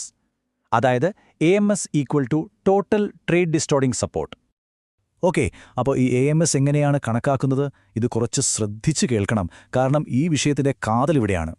ഈ കണക്കുകൂട്ടലിന് 2 പ്രധാന ഭാഗങ്ങളുണ്ട്. ഒന്നാമത്തേത് പ്രോഡക്റ്റ് സ്പെസിഫിക് സപ്പോർട്ട്, അതായത് ഏതെങ്കിലും ഒരു പ്രത്യേക വിളയ്ക്ക് മാത്രമായി നൽകുന്ന സഹായം. ഉദാഹരണത്തിന് ഗോതമ്പിന് നൽകുന്ന മിനിമം സപ്പോർട്ട് പ്രൈസ്. രണ്ടാമത്തേത് നോൺ പ്രോഡക്റ്റ് സ്പെസിഫിക് സപ്പോർട്ട്. ഇത് ഏതെങ്കിലും ഒരു വിളയ്ക്ക് മാത്രമുള്ളതല്ല, എല്ലാ കർഷകർക്കും പൊതുവായി കിട്ടുന്നതാണ്. ഉദാഹരണത്തിന് വളം, വൈദ്യുതി, ജലസേചനം എന്നിവയ്ക്കൊക്കെയുള്ള സബ്സിഡികൾ. ഇവ തമ്മിലുള്ള വ്യത്യാസം എന്താണെന്ന് നോക്കാം. പ്രൊഡക്റ്റ് സ്പെസിഫിക് സപ്പോർട്ട് കണക്കാക്കുന്നത് സർക്കാർ നിശ്ചയിച്ച വിലയും നമ്മുടെ MSP പോലെ ഒരു അന്താരാഷ്ട്ര റഫറൻസ് വിലയും തമ്മിലുള്ള വ്യത്യാസം കണ്ടുപിടിച്ചാണ്. എന്നാൽ നോൺ പ്രൊഡക്റ്റ് സ്പെസിഫിക് സപ്പോർട്ട് അങ്ങനെയല്ല. അത് വളരെ സിമ്പിളാണ്. സർക്കാർ നൽകുന്ന ആനുകൂല്യങ്ങളുടെ ആകെ സാമ്പത്തിക മൂല്യം എത്രയാണോ അതാണ് കണക്കിലെടുക്കുന്നത്. ഇവിടെയാണ് ഏറ്റവും വലിയൊരു പ്രശ്നം കിടക്കുന്നത്: ഈ എക്സ്റ്റേണൽ റഫറൻസ് പ്രൈസ്. നിങ്ങൾക്കറിയാമോ, ഇത് 1986നും 88നും ഇടയിലുള്ള അന്താരാഷ്ട്ര ശരാശരി വിലയാണ്. പതിറ്റാണ്ടുകൾക്ക് മുൻപുള്ള ഒരു വില. അതായത് ഇന്നത്തെ മാർക്കറ്റ് വിലയുമായി യാതൊരു ബന്ധവുമില്ലാത്ത ഒരു പഴയ കണക്കാണ് WTO ഇപ്പോഴും ഉപയോഗിക്കുന്നത്. ഇത് വലിയൊരു വിവാദ വിഷയമാണ്. അപ്പോൾ ഫോർമുല ഇങ്ങനെയാണ് വരുന്നത്: സർക്കാർ നൽകുന്ന വിലയിൽ നിന്ന് ആ പഴയ റെഫറൻസ് വില കുറയ്ക്കുന്നു. ആ കിട്ടുന്ന സംഖ്യയെ സഹായത്തിന് അർഹതയുള്ള ആകെ ഉൽപ്പാദനം കൊണ്ട് ഗുണിക്കുന്നു. അപ്പോൾ കിട്ടുന്നതാണ് ആ ഉൽപ്പന്നത്തിന്റെ സപ്പോർട്ട്. ഇതിനെയാണ് സബ്സിഡി മെഷർമെന്റ് ഗ്യാപ്പ് എന്ന് പറയുന്നത്. ശരി, നമ്മൾ AMS എങ്ങനെ കണക്കാക്കുമെന്ന് പഠിച്ചു. പക്ഷേ ഒരു രാജ്യത്തിന് എത്ര വരെ സബ്സിഡി കൊടുക്കാം? തോന്നിയ പോലെ കൊടുക്കാൻ പറ്റില്ല. അതിനുമൊരു നിയമമുണ്ട്. നമുക്ക് ആ പരിധികളെക്കുറിച്ച് നോക്കാം. അതാണ് ഡി മിനിമസ് റൂൾ. ഇതൊരു സീലിംഗ് പോലെയാണ്. ഒരു രാജ്യം നൽകുന്ന ട്രേഡ് ഡിസ്റ്റോർട്ടിംഗ് സപ്പോർട്ടിന് ഒരു ഉയർന്ന പരിധി നിശ്ചയിച്ചിട്ടുണ്ട്. നിങ്ങളുടെ AMS ഈ പരിധിക്കുള്ളിലാണെങ്കിൽ ഒരു കുഴപ്പവുമില്ല, അത് അനുവദനീയമാണ്. ഈ ചാർട്ട് നോക്കിയാൽ കാര്യം വ്യക്തമാകും. ഇന്ത്യ പോലുള്ള വികസ്വര രാജ്യങ്ങൾക്ക് അവരുടെ മൊത്തം കാർഷിക ഉൽപ്പാദനത്തിന്റെ 10% വരെ AMS ആകാം. അതേസമയം അമേരിക്ക പോലുള്ള വികസിത രാജ്യങ്ങൾക്ക് ഇത് വെറും 5% മാത്രമാണ്. ഇനി നമുക്ക് ഇതെല്ലാം കൂട്ടി വായിക്കാം. ഇത്രയും നേരം പറഞ്ഞ കാര്യങ്ങൾ ഇന്ത്യയെ സംബന്ധിച്ച് എന്തുകൊണ്ടാണ് ഇത്രയും പ്രാധാന്യമർഹിക്കുന്നത്? നമ്മുടെ അവസാന ഭാഗത്തിലേക്ക് കടക്കാം. ഇവിടെയാണ് ഇന്ത്യയുടെ യഥാർത്ഥ വെല്ലുവിളി. ഒരു വശത്ത് നമ്മുടെ സർക്കാർ കർഷകർക്കായി താങ്ങുവില അഥവാ MSP ഓരോ വർഷവും കൂട്ടിക്കൊണ്ടിരിക്കുന്നു. മറുവശത്ത് WTO കണക്ക് കൂട്ടുന്നത് ആ പഴയ 1986 വില വെച്ചാണ്. അപ്പോൾ സ്വാഭാവികമായും നമ്മുടെ AMS കണക്ക് വളരെ വലുതായി വരും. ഫലത്തിൽ നമ്മൾ ആ 10% എന്ന ലിമിറ്റിന്റെ തൊട്ടടുത്തേക്ക് എത്തിക്കൊണ്ടിരിക്കുകയാണ്. അതുകൊണ്ടുള്ള പ്രശ്നങ്ങൾ എന്തൊക്കെയാണെന്ന് വെച്ചാൽ, 1. കർഷകർക്ക് വേണ്ടത്ര താങ്ങുവില കൂട്ടാൻ നമുക്ക് പരിമിതികളുണ്ട്. 2. WTOയിലെ ചർച്ചകളിൽ നമ്മൾ വലിയ സമ്മർദ്ദത്തിലാകും. 3. നമ്മുടെ ഭക്ഷ്യസുരക്ഷാ പദ്ധതികൾ നടപ്പിലാക്കുന്നതിനും ഇത് വെല്ലുവിളിയാണ്. ചുരുക്കി പറഞ്ഞാൽ നമ്മുടെ കാർഷിക മേഖലയെ പിന്തുണയ്ക്കാനുള്ള സർക്കാരിന്റെ കഴിവിനെ തന്നെ ഇത് ബാധിക്കുന്നു. അപ്പോൾ നമ്മൾ അവസാനം എത്തി നിൽക്കുന്നത് വളരെ പ്രധാനപ്പെട്ട ഒരു ചോദ്യത്തിലാണ്. ഒരു വശത്ത് നമ്മുടെ കോടിക്കണക്കിന് കർഷകരുടെ ക്ഷേമം ഉറപ്പാക്കാനുള്ള ഉത്തരവാദിത്തം, മറുവശത്ത് നമ്മൾ അംഗമായ ആഗോള വ്യാപാര സംഘടനയുടെ നിയമങ്ങൾ. ഇത് രണ്ടും ഒരുമിച്ച് സമർത്ഥമായി കൊണ്ടുപോവാൻ ഇന്ത്യയ്ക്ക് എങ്ങനെ സാധിക്കും? ഇത് ഇന്ത്യയുടെ കാർഷിക ഭാവിയെ സംബന്ധിച്ചുള്ള ഒരു വലിയ ചോദ്യചിഹ്നമാണ്. നമസ്കാരം. നമ്മൾ ഇന്ന് സംസാരിക്കാൻ പോകുന്നത് വളരെ ഇൻട്രസ്റ്റിംഗ് ആയ ഒരു വിഷയത്തെപ്പറ്റിയാണ്. ഇന്ത്യയിലെ ഒരു സാധാരണ കർഷകന് നമ്മുടെ ഗവൺമെന്റ് കൊടുക്കുന്ന ഒരു ചെറിയ സബ്സിഡിക്ക് എങ്ങനെയാണ് ലോക വ്യാപാരത്തെ തന്നെ സ്വാധീനിക്കാൻ കഴിയുന്നത്? ഇതിന്റെ ഉത്തരം WTOയുടെ ഒരു പ്രത്യേക സിസ്റ്റത്തിലാണ് ഒഴിഞ്ഞിരിക്കുന്നത്. അവരതിനെ ഒരു ട്രാഫിക് ലൈറ്റ് സിസ്റ്റം എന്നാണ് വിളിക്കുന്നത്. അപ്പോൾ കാർഷിക സബ്സിഡികളെക്കുറിച്ചുള്ള ഈ വർഗീകരണം എന്താണെന്ന് നമുക്കിന്ന് വളരെ സിമ്പിളായിട്ടൊന്ന് മനസ്സിലാക്കാൻ ശ്രമിക്കാം. ശരിക്കും നമ്മൾ ആദ്യം ചോദിക്കേണ്ട ചോദ്യം ഇതാണ്: എന്തിനാണ് ഒരു ഗ്ലോബൽ ട്രേഡ് ഓർഗനൈസേഷൻ, അതായത് WTO, ഒരു രാജ്യം അവിടുത്തെ കർഷകരെ എങ്ങനെ സപ്പോർട്ട് ചെയ്യുന്നു എന്ന കാര്യത്തിൽ ഇത്രയധികം തലപുകിക്കുന്നത്? അല്ലേ? ഈ ഒരു ചോദ്യത്തിൽ നിന്നാണ് എല്ലാം തുടങ്ങുന്നത്. കാരണം ഒരു രാജ്യത്തിന്റെ ആഭ്യന്തര നയവും ലോകമെമ്പാടുമുള്ള കർഷകർക്ക് കിട്ടേണ്ട ന്യായമായ അവസരങ്ങളും തമ്മിലുള്ള ഒരു വലിയ സംഘർഷത്തിലേക്കാണ് ഈ ചോദ്യം നമ്മളെ കൊണ്ടുപോകുന്നത്. ഇതിന്റെയൊക്കെ അടിസ്ഥാനപരമായ കാരണം ട്രേഡ് ഡിസ്റ്റോർഷൻ എന്ന് പറയുന്ന ഒരു ആശയമാണ്. വളരെ ലളിതമായിട്ട് പറഞ്ഞാൽ ഇങ്ങനെ ഒന്ന് ആലോചിച്ചു നോക്കൂ. സർക്കാർ നല്ല സബ്സിഡി കൊടുക്കുന്നത് കാരണം ഇന്ത്യയിലൊരു കർഷകന് വളരെ കുറഞ്ഞ ചെലവിൽ കൂടുതൽ അരി ഉണ്ടാക്കാൻ കഴിയുന്നു. എന്നിട്ട് അത് അന്താരാഷ്ട്ര മാർക്കറ്റിൽ കുറഞ്ഞ വിലയ്ക്ക് വിൽക്കുന്നു. അപ്പോൾ എന്ത് സംഭവിക്കും? ഒരു സബ്സിഡിയും കിട്ടാത്ത വേറൊരു രാജ്യത്തെ കർഷകന് അയാളുടെ ഉൽപ്പന്നത്തിന് വില കിട്ടാതെ വരും. അയാൾക്ക് പിടിച്ചു നിൽക്കാൻ പറ്റില്ല. ഈയൊരു അസന്തുലിതാവസ്ഥയാണ് ട്രേഡ് ഡിസ്റ്റോർഷൻ. ഇത് ഒഴിവാക്കാനാണ് WTO ഈ സബ്സിഡികളെയൊക്കെ നിയന്ത്രിക്കാൻ നോക്കുന്നത്. അപ്പോൾ നമ്മൾ ഇന്ന് എന്തൊക്കെയാണ് കവർ ചെയ്യാൻ പോകുന്നതെന്ന് നോക്കാം. ആദ്യം എന്തിനാണ് ഈ സബ്സിഡികൾക്ക് നിയന്ത്രണമെന്ന് നമ്മൾ ഒന്നുകൂടി നോക്കും. പിന്നെ WTOയുടെ ആ ട്രാഫിക് ലൈറ്റ് സിസ്റ്റം എന്താണെന്ന് പരിചയപ്പെടും. അതിലെ ആംബർ, ബ്ലൂ ബോക്സുകൾ, ഗ്രീൻ, S&D ബോക്സുകൾ എന്നിവയെപ്പറ്റി വിശദമായി സംസാരിക്കും. പിന്നെ ഇന്ത്യയുടെ സബ്സിഡികൾ ഇതിൽ എവിടെയാണ് വരുന്നതെന്ന് നോക്കും. അവസാനം ഈ 4 ബോക്സുകളും തമ്മിലുള്ള ഒരു താരതമ്യവും നമ്മൾ ചെയ്യും. ശരി, അപ്പോൾ നമുക്ക് തുടങ്ങാം. എങ്ങനെയാണ് WTO ഇത്രയധികം സങ്കീർണമായ സബ്സിഡികളെ പലതായി തരംതിരിക്കുന്നത്? സത്യത്തിൽ അവരതിന് ഉപയോഗിക്കുന്നത് വളരെ എളുപ്പത്തിൽ നമുക്ക് മനസ്സിലാക്കാൻ പറ്റുന്ന ഒരു രീതിയാണ്, ഒരു ട്രാഫിക് ലൈറ്റ് പോലെ. അതെ, WTO ഇതിനുവേണ്ടി ഉപയോഗിക്കുന്നത് നമുക്കെല്ലാവർക്കും അറിയാവുന്ന ഒരു ട്രാഫിക് ലൈറ്റ് രൂപകമാണ്. ചില സബ്സിഡികളോട് നിർത്തുക അല്ലെങ്കിൽ കുറയ്ക്കുക എന്ന് പറയും. ചിലതിനോട് സൂക്ഷിച്ചു മുന്നോട്ടു പോകാം എന്ന് പറയും. മറ്റു ചിലതിനോട് ഒരു കുഴപ്പവുമില്ല, നിങ്ങൾക്ക് പോകാം എന്നും പറയും. ഈ ഒരു ഐഡിയ മനസ്സിൽ വെച്ചാൽ മതി, ബാക്കി കാര്യങ്ങൾ വളരെ എളുപ്പത്തിൽ മനസ്സിലാകും. വളരെ ചുരുക്കി പറഞ്ഞാൽ ഇങ്ങനെയിരിക്കും. ആംബർ ബോക്സ് എന്ന് പറഞ്ഞാൽ സൂക്ഷിക്കുക, ഇവ കുറയ്ക്കേണ്ട സബ്സിഡികളാണ്. ബ്ലൂ ബോക്സ് ആണെങ്കിൽ ചില കണ്ടീഷൻസോടെ കൊടുക്കാവുന്ന ആംബർ സബ്സിഡികളാണ്. ഗ്രീൻ ബോക്സ് പേരുപോലെ തന്നെ പച്ച ലൈറ്റാണ്, ഒരു കുഴപ്പവുമില്ലാതെ മുന്നോട്ടു പോകാം, ഇവ അനുവദനീയമാണ്. പിന്നെ അവസാനമായി S&D ബോക്സ്, ഇത് വികസ്വര രാജ്യങ്ങൾക്ക് മാത്രമുള്ള ചില പ്രത്യേക ഇളവുകളാണ്.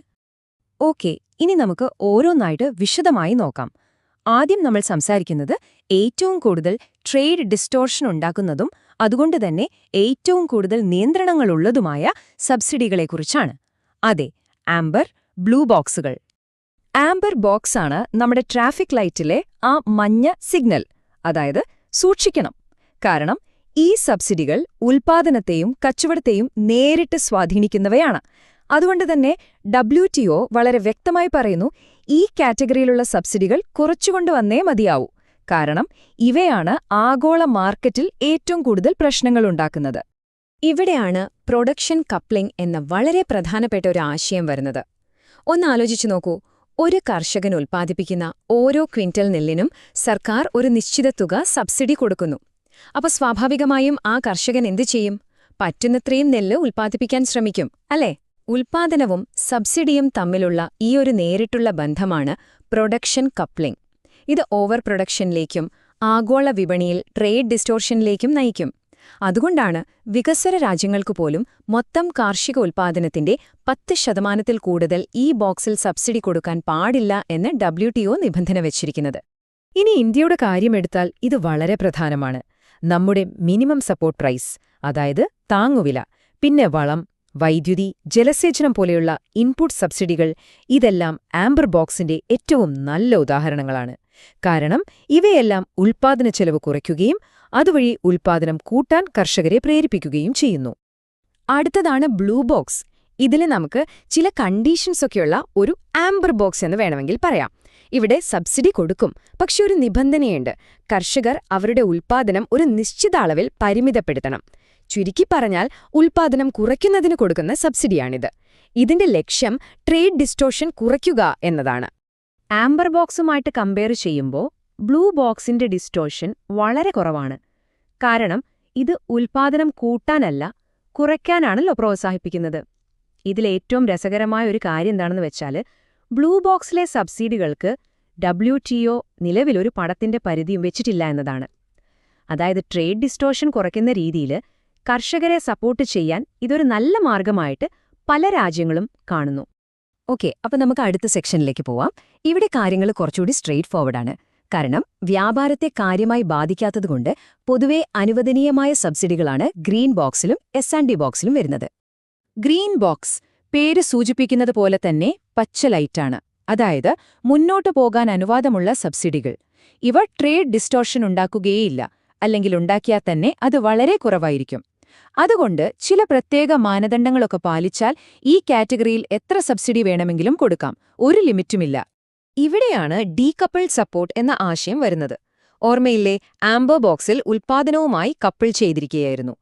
ഇവിടെ അത് നേരെ തിരിച്ചാണ്, ഡീകപ്പിൾഡാണ്. അതായത് ഒരു കർഷകൻ 1 ടൺ നെല്ലുണ്ടാക്കിയാലും 10 ടൺ ഉണ്ടാക്കിയാലും കിട്ടുന്ന സബ്സിഡിയിൽ മാറ്റം വരില്ല. ഉദാഹരണത്തിന് കർഷകന്റെ വരുമാനം ഉറപ്പാക്കാൻ സർക്കാർ നേരിട്ട് അക്കൗണ്ടിലേക്ക് പണം നൽകുന്നത്. ഇത് ഉൽപ്പാദനത്തെ കൂട്ടാൻ പ്രേരിപ്പിക്കുന്നില്ല. അതുകൊണ്ട് ഇതിനെ പ്രൊഡക്ഷൻ ന്യൂട്രൽ ബോക്സ് എന്നും വിളിക്കാറുണ്ട്.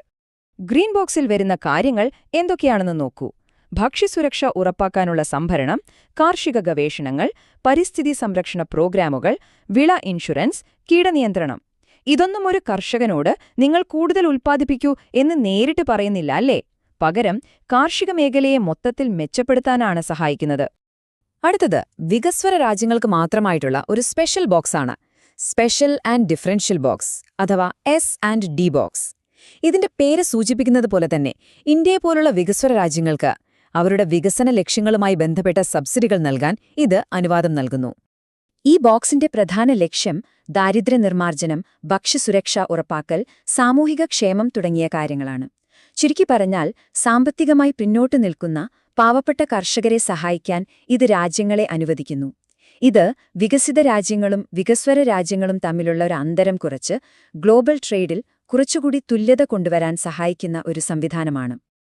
ഓക്കെ, ഇപ്പൊ നമ്മൾ ഈ ബോക്സുകളെയെല്ലാം പറ്റി തിയറിറ്റിക്കലായി പഠിച്ചു. ഇനി ഇതെല്ലാം ഇന്ത്യയുടെ കാര്യത്തിൽ എങ്ങനെയാണ് പ്രാവർത്തികമാകുന്നത് എന്ന് നോക്കാം.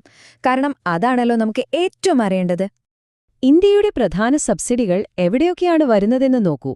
നമ്മുടെ താങ്ങുവില, MSP, പിന്നെ വളം, വൈദ്യുതി പോലെയുള്ള ഇൻപുട്ട് സബ്സിഡികളും വരുന്നത് ആംബർ ബോക്സിലാണ്. ഇതെപ്പോഴും അന്താരാഷ്ട്ര തലത്തിൽ വലിയ ചർച്ചാ വിഷയമാകാറുണ്ട്. അതേസമയം നമ്മുടെ പൊതുവിതരണ സമ്പ്രദായം, PDS, കാർഷിക ഗവേഷണങ്ങൾ എന്നിവയൊക്കെ ഗ്രീൻ ബോക്സിലാണ് വരുന്നത്.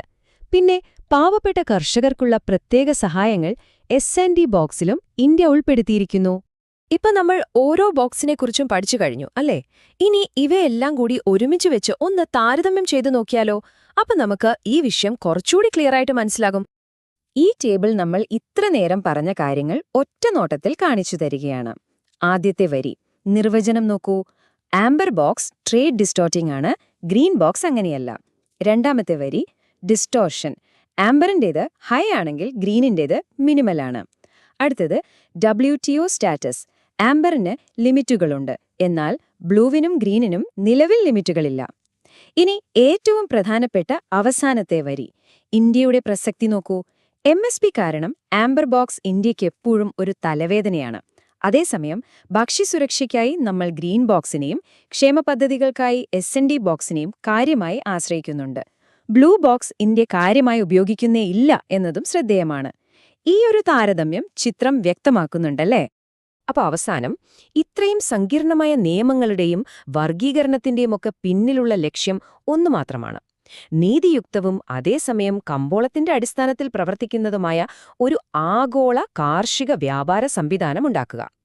എല്ലാ രാജ്യങ്ങൾക്കും ഒരുപോലെ അവസരങ്ങൾ ലഭിക്കുന്ന ഒരു സിസ്റ്റം. അതാണ് WTO ഇതിലൂടെ ലക്ഷ്യമിടുന്നത്. പക്ഷേ ഇത് നമ്മളെ വളരെ പ്രധാനപ്പെട്ട ഒരു ചോദ്യത്തിലേക്കാണ് കൊണ്ടെത്തിക്കുന്നത്.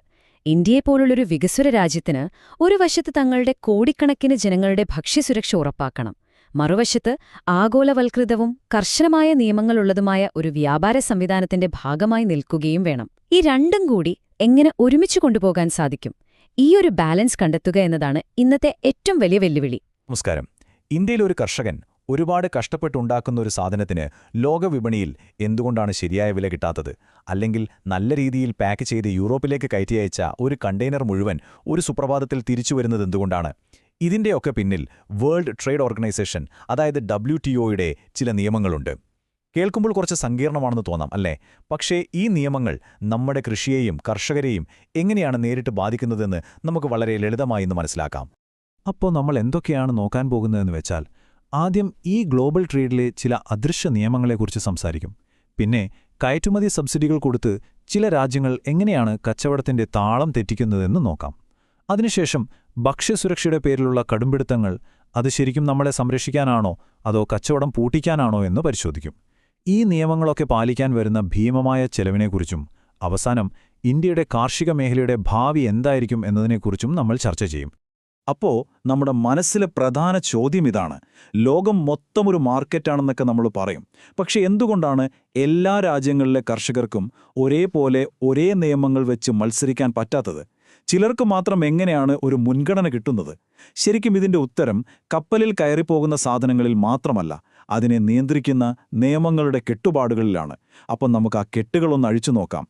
ഈ നിയമങ്ങളുടെ എല്ലാം കേന്ദ്രം എന്ന് പറയുന്നത് വേൾഡ് ട്രേഡ് ഓർഗനൈസേഷനാണ്. ശരിക്കും പറഞ്ഞാൽ ആഗോള വ്യാപാരത്തിന്റെ ട്രാഫിക് നിയമങ്ങൾ എഴുതുന്നത് ഇവരാണ്. പക്ഷേ ഈ നിയമങ്ങൾ എല്ലാവർക്കും ഒരുപോലെയാണോ ഗുണം ചെയ്യുന്നത്? അതോ ചിലർക്കെപ്പോഴും ഗ്രീൻ സിഗ്നലും മറ്റു ചിലർക്ക് എപ്പോഴും റെഡ് സിഗ്നലുമാണോ കിട്ടുന്നത്? അതാണ് നമ്മൾ ആദ്യം തന്നെ നോക്കാൻ പോകുന്നത്. ഈ WTO നിയമങ്ങളെ നമുക്ക് പ്രധാനമായും രണ്ടായിട്ട് തിരിക്കാം. ഒന്ന്, കളിക്കുന്ന ടീമുകൾക്ക് നേരിട്ട് കാശ് കൊടുക്കുന്നത് പോലെ, അതായത് കയറ്റുമതി സബ്സിഡികൾ. ഇത് കളിയിൽ നേരിട്ടുള്ളൊരു ഇടപെടലാണ്. രണ്ട്, കളിയുടെ നിയമങ്ങൾ തന്നെ ഭയങ്കരമായി കടുപ്പിക്കുന്നത്, അതായത് ഭക്ഷ്യസുരക്ഷയുടെ പേരിൽ വളരെ കർശനമായ നിബന്ധനകൾ വയ്ക്കുന്നത്. ഈ രണ്ട് കാര്യങ്ങളും എങ്ങനെയാണ് ഇന്ത്യൻ കൃഷിയെ ബാധിക്കുന്നതെന്ന് നമുക്ക് വിശദമായിട്ട് തന്നെ നോക്കാം. അപ്പോൾ നമുക്ക് ആദ്യത്തെ കാര്യത്തിലേക്ക് കടക്കാം. നേരിട്ടുള്ള സാമ്പത്തിക സഹായം, അതായത് എക്സ്പോർട്ട് സബ്സിഡികൾ. പേര് കേൾക്കുമ്പോൾ ഇതൊരു നല്ല കാര്യമായിട്ടൊക്കെ തോന്നാം, പക്ഷേ ഇതെങ്ങനെയാണ് ലോകവിപണിയെ തന്നെ അട്ടിമറിക്കുന്നത് നോക്കാം. എന്താണ് ഈ കയറ്റുമതി സബ്സിഡി? ഒരു ഉദാഹരണം പറയാം. ഒരേ സാധനം വിൽക്കുന്ന 2 കടകളുണ്ടെന്ന് വിചാരിക്കുക. അതിലൊരു കടക്കാരന് സർക്കാർ കടവാടകയും കറണ്ട് ബില്ലുമൊക്കെ സൗജന്യമായി കൊടുക്കുന്നു. സ്വാഭാവികമായും അയാൾക്ക് ആ സാധനം കുറഞ്ഞ വിലയ്ക്ക് വിൽക്കാൻ പറ്റും, അല്ലേ? ഇതേപോലെയാണ് കയറ്റുമതിയുടെ കാര്യം. ഒരു രാജ്യത്തെ സർക്കാർ അവിടുത്തെ ഉൽപ്പാദകർക്ക് സാമ്പത്തിക സഹായം നൽകുമ്പോൾ അവരുടെ ഉൽപ്പന്നങ്ങൾക്ക് ലോകവിപണിയിൽ വില കുറച്ച് വിൽക്കാൻ സാധിക്കുന്നു. ഇതിന്റെ പ്രശ്നം എന്താണെന്ന് വെച്ചാൽ, ഇത് സത്യസന്ധമായൊരു മത്സരമല്ല.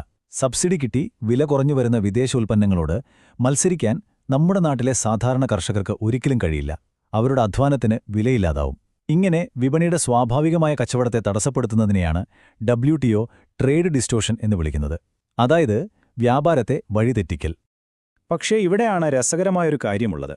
WTOയ്ക്ക് ഈ പ്രശ്നം അറിയാം, പക്ഷേ ഇതിനുള്ള പരിഹാരം എല്ലാവർക്കും ഒരുപോലെയല്ല.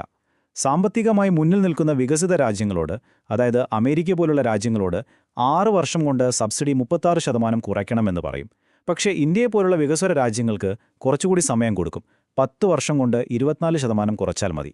ഇത് വികസ്വര രാജ്യങ്ങളെ സഹായിക്കാനാണെങ്കിലും പലപ്പോഴും ഈ വേർതിരിവ് വലിയ തർക്കങ്ങൾക്ക് കാരണമാകാറുണ്ട്. ഇനി നമുക്ക് ഇന്ത്യയുടെ കാര്യം നോക്കിയാലോ. നമ്മൾ ഔദ്യോഗികമായിട്ട് നേരിട്ട് കയറ്റുമതി സബ്സിഡി കൊടുക്കുന്നില്ല, പക്ഷെ കർഷകരെ സഹായിക്കാൻ നമുക്ക് വേറെ വഴികളുണ്ട്. ഉദാഹരണത്തിന്, വിളകൾ കൃഷിയിടത്തു നിന്ന് തുറമുഖം വരെ എത്തിക്കാനുള്ള ഭീമമായ ട്രാൻസ്പോർട്ട് ചിലവ് കുറയ്ക്കാൻ സഹായിക്കുന്ന TMA പോലുള്ള പദ്ധതികൾ. ഇവയൊന്നും നേരിട്ടുള്ള സബ്സിഡി അല്ലെങ്കിൽ പോലും WTOയുടെ കണ്ണിൽപ്പെടാൻ സാധ്യതയുണ്ട്. അപ്പോൾ ഈ പൈസയുടെ കാര്യത്തിൽ നിന്ന് നമുക്ക് കുറച്ചുകൂടി സൂക്ഷ്മമായ, പക്ഷെ അതിനേക്കാൾ ശക്തമായ ഒന്നിലേക്ക് മാറാം: ആരോഗ്യ സുരക്ഷാ മാനദണ്ഡങ്ങൾ.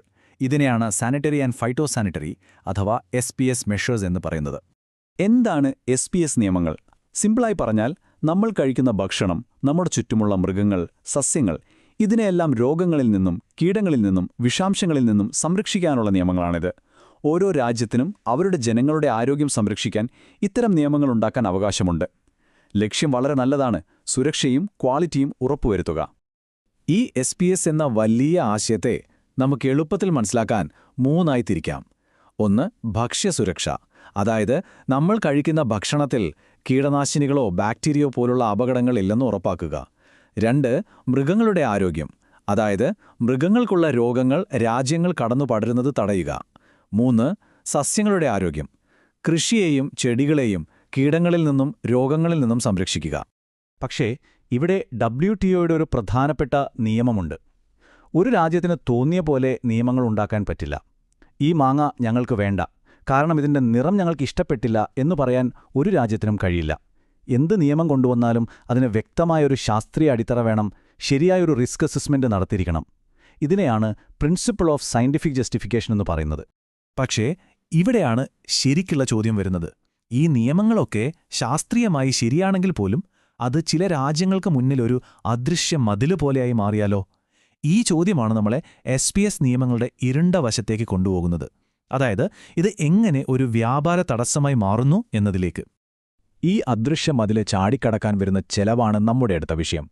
ഈ നിയമങ്ങൾ പാലിക്കുക എന്നത് ഇന്ത്യയെപ്പോലുള്ള രാജ്യങ്ങളിലെ കയറ്റുമതിക്കാർക്ക് എത്രത്തോളം വലിയൊരു സാമ്പത്തിക ഭാരമാണ് ഉണ്ടാക്കുന്നതെന്ന് നമുക്കൊന്ന് നോക്കാം. ഇവിടെയാണ് നമ്മൾ നോൺ ടാരിഫ് ബാരിയർ അഥവാ NTB എന്ന ആശയത്തെക്കുറിച്ച് മനസ്സിലാക്കേണ്ടത്. അതായത് ഇറക്കുമതിക്കു വലിയ ടാക്സ് ഇടുന്നതിനു പകരം പാലിക്കാൻ പറ്റാത്ത അത്രയും സങ്കീർണമായ നിയമങ്ങൾ വയ്ക്കുക. ഉദാഹരണത്തിന് ഒരു പ്രത്യേക കീടനാശിനിയുടെ അളവ് 0.001% കൂടാൻ പാടില്ല എന്നൊരു യൂറോപ്യൻ രാജ്യം നിയമം കൊണ്ടുവന്നാൽ അത് പാലിക്കാനുള്ള സംവിധാനങ്ങൾ ഇന്ത്യൻ കർഷകർക്കൊരുപക്ഷെ ഉണ്ടാകില്ല. ഫലത്തിൽ ഇത് ഇറക്കുമതി നിരോധിക്കുന്നതിന് തുല്യമായി. ഇങ്ങനെയാണ് SPS നിയമങ്ങൾ ഒരു ആയുധമായി മാറുന്നത്. ഒരു ഇന്ത്യൻ കയറ്റുമതിക്കാരന്റെ അവസ്ഥയൊന്ന് ആലോചിച്ച് നോക്കൂ. യൂറോപ്പിലൊരു രാജ്യത്തിന്റെ നിയമം പാലിക്കണമെങ്കിൽ ഇവിടെ ലക്ഷങ്ങൾ മുടക്കി ആധുനിക ലാബുകൾ ഉണ്ടാക്കണം. സാധനങ്ങൾ കേടുകൂടാതെ കൊണ്ടുപോകാൻ വില കൂടിയ ശീതീകരണ സംവിധാനങ്ങൾ വേണം. 100 കണക്കിന് പേപ്പറുകൾ ശരിയാക്കി ക്വാളിറ്റി സർട്ടിഫിക്കറ്റ് വാങ്ങണം. ഇതെല്ലാം കഴിഞ്ഞ് ആഴ്ചകളോളം യാത്ര ചെയ്ത് ചരക്ക് അവിടെ എത്തുമ്പോൾ ഏതെങ്കിലും ഒരു ചെറിയ സാങ്കേതിക പ്രശ്നത്തിന്റെ പേരിൽ ആ കണ്ടെയ്നർ മുഴുവൻ അവർ തിരിച്ചയച്ചെന്നിരിക്കും. നഷ്ടം സങ്കല്പിക്കാൻ പോലും പറ്റില്ല. ഇതാണ് ഏതൊരു കയറ്റുമതിക്കാരനും പേദിക്കുന്ന ആ നിമിഷം.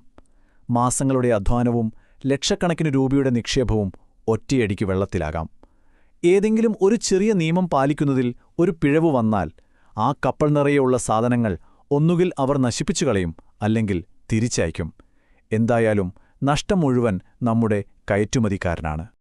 അപ്പോൾ നമ്മളൊരു നിർണായകമായ ഘട്ടത്തിലാണ്. ഒരു വശത്ത് നേരിട്ടുള്ള സബ്സിഡികൾ കുറഞ്ഞുവരുന്നു, മറുവശത്ത് ഇതുപോലുള്ള താരിഫിതര തടസ്സങ്ങൾ കൂടിക്കൂടി വരുന്നു. ഈയൊരു സാഹചര്യത്തെ ഇന്ത്യ എങ്ങനെയാണ് മറികടക്കാൻ പോകുന്നത്? ഈയൊരു വാചകം നമ്മൾ ഇതുവരെ സംസാരിച്ചതിൻ്റെ എല്ലാം ഒരു ആകെത്തുകയാണ്. അതായത് നേരിട്ടുള്ള കയറ്റുമതി സബ്സിഡികൾക്ക് WTO പൂട്ടിട്ടതോടെ സങ്കീർണമായ ഈ SPS നിയമങ്ങൾ ആഗോള കാർഷിക വ്യാപാരത്തിലെ പുതിയ യുദ്ധമുഖമായി മാറിയിരിക്കുന്നു. ഇത് പണം കൊണ്ടുള്ള കളിയല്ല, നിയമങ്ങൾ കൊണ്ടുള്ള കളിയാണ്. അപ്പോൾ ഇന്ത്യ എന്താണ് ചെയ്യേണ്ടത്? ഒന്നാമതായി, ഈ നിയമങ്ങളെ മറികടക്കാൻ ആവശ്യമായ ഗവേഷണത്തിലും ബയോടെക്നോളജിയിലും കൂടുതൽ പണം മുടക്കുക. രണ്ടാമതായി, എല്ലാ കയറ്റുമതിക്കാർക്കും എളുപ്പത്തിൽ ക്വാളിറ്റി സർട്ടിഫിക്കറ്റ് നേടാൻ കഴിയുന്ന അംഗീകൃത ലാബുകളുടെ ഒരു വലിയ ശൃംഖല രാജ്യത്തുണ്ടാക്കുക. മൂന്നാമതായി, അന്യായമായ നിയമങ്ങൾ കാണുമ്പോൾ WTOയിൽ ശക്തമായി ചോദ്യം ചെയ്യുക, അതിന് മടിക്കരുത്. എല്ലാത്തിനുമുപരിയായി ബ്രാൻഡ് ഇന്ത്യ എന്നത് വെറുമൊരു ലേബലല്ല, മറിച്ച് ലോകോത്തര ഗുണനിലവാരത്തിന്റെയും സുരക്ഷയുടെയും അടയാളമാണ് എന്ന് ലോകത്തെ ബോധ്യപ്പെടുത്തണം. അപ്പോൾ അവസാനമായി നമുക്ക് സ്വയം ചോദിക്കാവുന്നൊരു ചോദ്യം ഇതാണ്: ഈ SPS നിയമങ്ങളെ ഒരു തടസ്സമായി മാത്രം കാണാതെ നമ്മുടെ ഉൽപ്പന്നങ്ങളുടെ ഗുണമേന്മ ലോകത്തിനു മുന്നിൽ കാണിക്കാനുള്ളൊരു സുവർണാവസരമായി മാറ്റാൻ ഇന്ത്യക്ക് കഴിയുമോ? ഈ വെല്ലുവിളിയെ ഒരു അവസരമാക്കി മാറ്റുന്നതിലാണ് ഇന്ത്യൻ കാർഷിക മേഖലയുടെ ഭാവിയിരിക്കുന്നത്. ഇതിനെക്കുറിച്ച് നിങ്ങളുടെ അഭിപ്രായങ്ങൾ എന്താണെന്ന് തീർച്ചയായും അറിയിക്കുക. അടുത്തൊരു വിശകലനവുമായി വീണ്ടും കാണാം. നമസ്കാരം. നമ്മളിന്ന് സംസാരിക്കാൻ പോകുന്നത് വളരെ പ്രധാനപ്പെട്ട ഒരു വിഷയത്തെക്കുറിച്ചാണ്. ഒരു വശത്ത് ലോക വ്യാപാര സംഘടനയുടെ, അതായത് WTOയുടെ കർശനമായ നിയമങ്ങൾ, മറുവശത്ത് ഇന്ത്യയെപ്പോലൊരു വലിയ രാജ്യത്തിലെ കോടിക്കണക്കിന് ജനങ്ങളുടെ ഭക്ഷ്യസുരക്ഷ. ഈ ആഗോള നിയമങ്ങളും നമ്മുടെ പ്രാദേശിക ആവശ്യങ്ങളും തമ്മിൽ ഒരു സംഘർഷമുണ്ടാകുമ്പോൾ എന്ത് സംഭവിക്കും? നമുക്ക് വിശദമായി തന്നെ നോക്കാം. അപ്പോ നമ്മുടെ മുന്നിലുള്ള ഏറ്റവും അടിസ്ഥാനപരമായ ചോദ്യം ഇതാണ്: WTO പോലുള്ള ഒരു അന്താരാഷ്ട്ര സംഘടനയ്ക്ക് ഇന്ത്യയുടെ ഭക്ഷ്യസുരക്ഷാ നയങ്ങൾ എങ്ങനെയായിരിക്കണമെന്ന് പറയാൻ അധികാരമുണ്ടോ? ഒരു ആഗോള നിയമം നമ്മുടെ രാജ്യത്തെ പാവപ്പെട്ടവന് ഭക്ഷണം കൊടുക്കുന്നതിനെ നിയന്ത്രിക്കാൻ പാടുണ്ടോ? ഇതിന്റെ ഉത്തരമാണ് നമ്മൾ ഇന്ന് അന്വേഷിക്കുന്നത്. നമുക്കീ പ്രശ്നത്തെ ഒരു ത്രാസ് പോലെ സങ്കൽപ്പിക്കാമല്ലേ? അതിന്റെ ഒരു തട്ടിൽ WTOയുടെ ആഗോള വ്യാപാര നിയമങ്ങൾ, മറ്റേ തട്ടിൽ ഇന്ത്യയുടെ ദേശീയ ഭക്ഷ്യസുരക്ഷ എന്ന വലിയ ഉത്തരവാദിത്തം. ഇവ രണ്ടും തമ്മിലുള്ള ഒരു ബാലൻസ് കണ്ടെത്തുക എന്നത് ഇന്നത്തെ ലോകം നേരിടുന്ന ഏറ്റവും വലിയ വെല്ലുവിളികളിൽ ഒന്നാണ്. ശരി, അപ്പൊ നമുക്ക് ആ ത്രാസിന്റെ ആദ്യത്തെ തട്ടിൽ നിന്ന് തന്നെ തുടങ്ങാം. എന്താണ് ഈ WTO മുന്നോട്ട് വെക്കുന്ന ആഗോള വ്യാപാര നിയമങ്ങൾ? നമുക്ക് നോക്കാം. WTOയുടെ ഏറ്റവും അടിസ്ഥാനപരമായ ഒരു നിയമമാണ് ഈ ടാരിഫ് ബൈൻഡിംഗ്.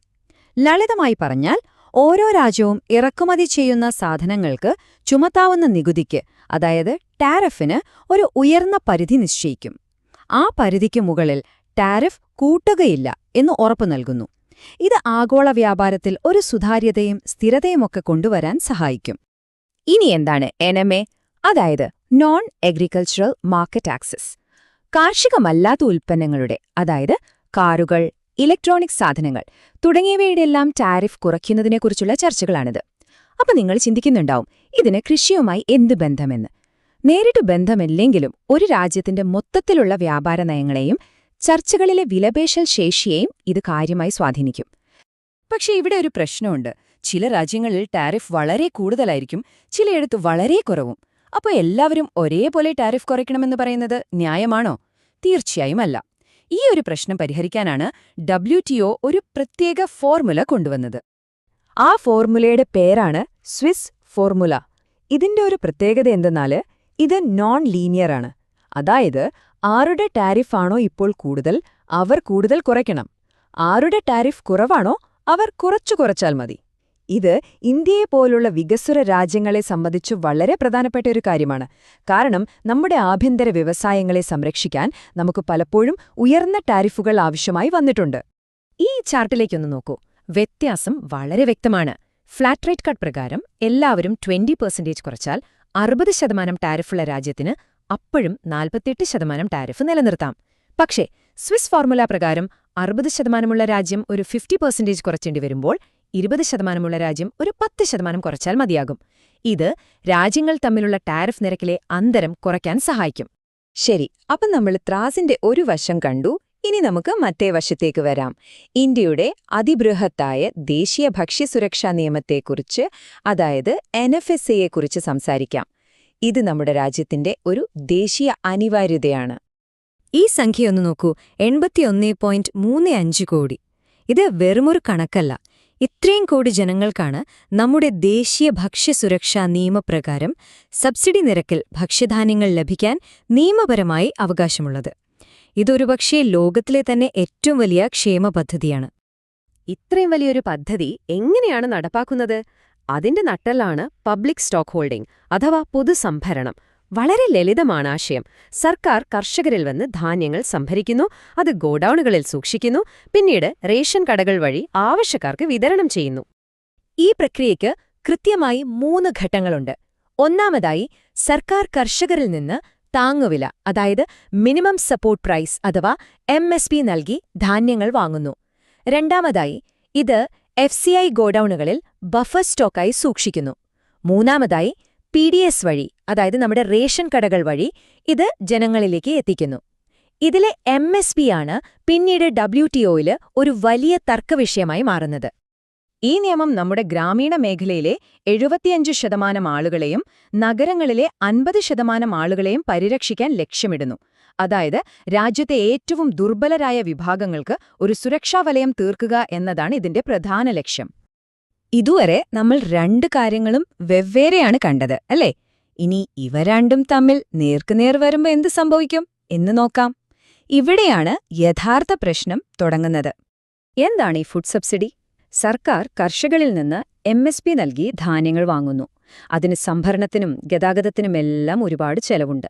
പക്ഷേ ഇത് ജനങ്ങൾക്ക് വിൽക്കുന്നത് വളരെ തുച്ഛമായ വിലയ്ക്കാണ്. ഉദാഹരണത്തിന് അരി കിലോയ്ക്ക് 3 രൂപയ്ക്ക്, ഗോതമ്പ് 2 രൂപയ്ക്ക്. ഈ വാങ്ങുന്ന വിലയും വിൽക്കുന്ന വിലയും തമ്മിലുള്ള ഭീമമായ വ്യത്യാസമാണ് ഫുഡ് സബ്സിഡി. ഇതാണ് WTOയിലെ പ്രധാന തർക്കവിഷയം. അപ്പോ ഇന്ത്യയുടെ നിലപാട് വളരെ വ്യക്തമാണ്. ഇത് ഞങ്ങളുടെ ജനങ്ങളുടെ ഭക്ഷ്യസുരക്ഷയുടെയും കർഷകരുടെ നിലനിൽപ്പിന്റെയും പ്രശ്നമാണ്.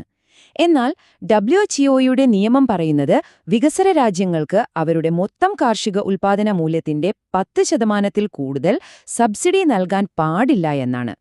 ഇന്ത്യയുടെ MSP അടിസ്ഥാനമാക്കിയുള്ള സംഭരണം പലപ്പോഴും ഈ പരിധി ലംഘിക്കുന്നു എന്നതാണ് പ്രധാന പ്രശ്നം. ഇപ്പോൾ നമ്മൾ ആദ്യം കണ്ട ആ ത്രാസിലേക്ക് ഒന്നുകൂടി നോക്കൂ. കണ്ടോ, ഇന്ത്യയുടെ ദേശീയ ഭക്ഷ്യസുരക്ഷ എന്ന തട്ട് ഭാരം കൂടി താഴേക്ക് വന്നിരിക്കുന്നു. അതായത് നമ്മുടെ ആഭ്യന്തര ആവശ്യങ്ങൾ നിലവിലുള്ള WTO നിയമങ്ങൾക്ക് ഒരു വലിയ വെല്ലുവിളിയായി മാറിക്കഴിഞ്ഞു. അപ്പോ ഈ പ്രതിസന്ധി പരിഹരിക്കാൻ എന്തെങ്കിലും വഴികളുണ്ടോ? ഇതിനെ ചൊല്ലി ഒരുപാട് ചർച്ചകൾ നടന്നിട്ടുണ്ട്. ആ പോരാട്ടത്തിലെ ചില പ്രധാന ആശയങ്ങൾ എന്തൊക്കെയാണെന്ന് നമുക്ക് നോക്കാം. ഈ പ്രശ്നത്തിന് കിട്ടിയ ഒരു താൽക്കാലിക പരിഹാരമാണ് പീസ് ക്ലോസ്. അതായത് ഇന്ത്യ സബ്സിഡി പരിധി ലംഘിച്ചാലും മറ്റ് രാജ്യങ്ങൾക്ക് ഇന്ത്യക്കെതിരെ നിയമ നടപടികൾ സ്വീകരിക്കാൻ കഴിയില്ല എന്നൊരു താൽക്കാലിക ഉറപ്പ്.